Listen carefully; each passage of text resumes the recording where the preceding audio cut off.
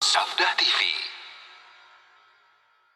Sekarang saya mau tanya, ada nggak selain Allah yang sebanding dengan Allah? Tidak ada. Selain Allah makhluk bukan? Makhluk. Makhluk yang membutuhkan kepada rahmat Allah dan karunia Allah. Allah sebagai pencipta langit dan bumi yang memiliki kesempurnaan tanpa batas. Sedangkan makhluk serba kekurangan. Lalu kemudian si makhluk dijadikan sebanding dengan Allah Azza wa Jalla.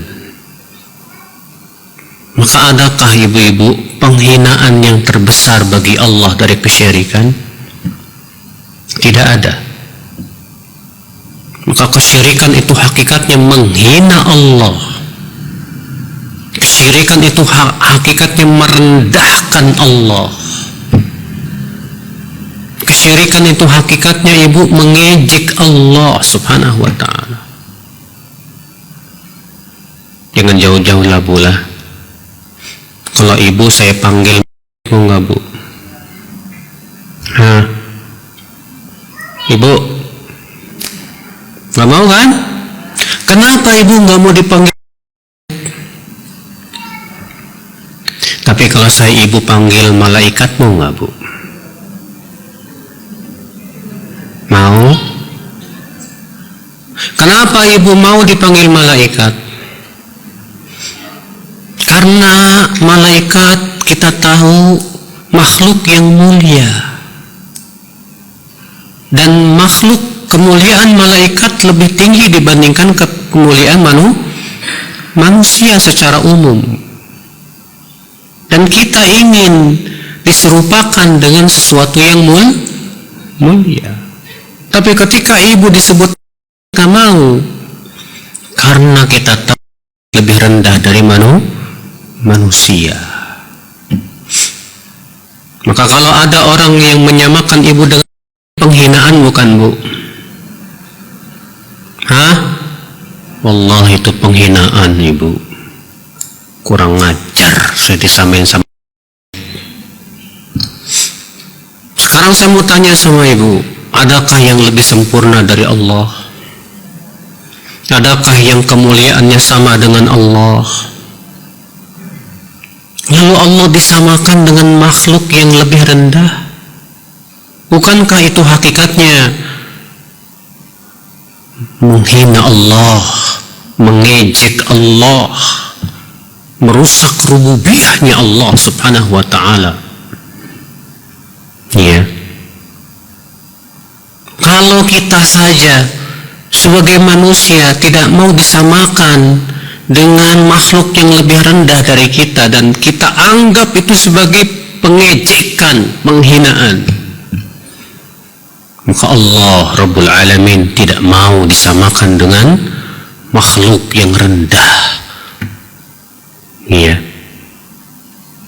Itu pengejekan hakikatnya kepada Allah, penghinaan kepada Allah subhanahu wa ta'ala. Makanya pantas dong kalau Allah mengatakan innallaha la yaghfiru ay yushraka bih. Allah tidak akan pernah mengampuni dosa syirik. Artinya orang yang mati di atas syirik kekal selama-lamanya dalam api neraka bu.